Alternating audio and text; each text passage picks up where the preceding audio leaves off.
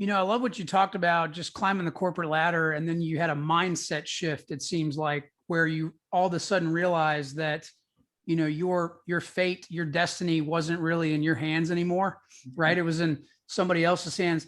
Take us back to that mindset shift you had when you made the decision to you just go all in with your business. And the reason I like to ask about this is because I get so many questions from passionate people that want to start their own business, but they just are probably scared to some degree to take that jump. So I'm curious, what was your mindset like when you decided to take that jump?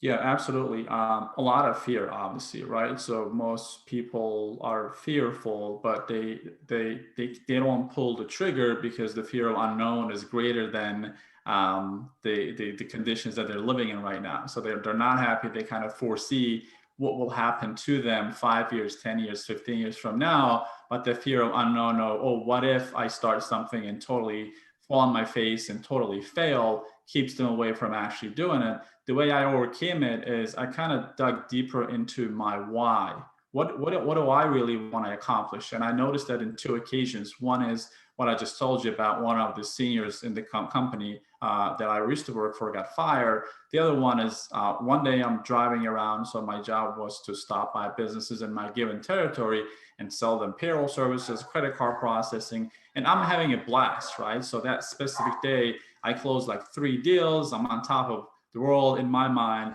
Then I think I'm making good money. Everything seems really smooth. And I get a phone call from my wife, and she's crying on the phone. I'm like, "Whoa, babe, what happened?" She's like, "Well, I was waiting in the grocery line at the supermarket, and I bought milk and cheese and all that stuff.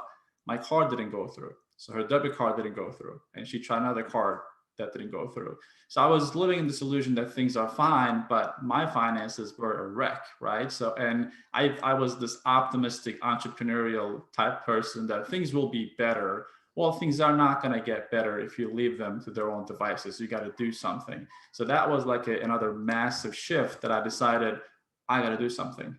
And and then when you decide that, you got to look at the vehicles that you have.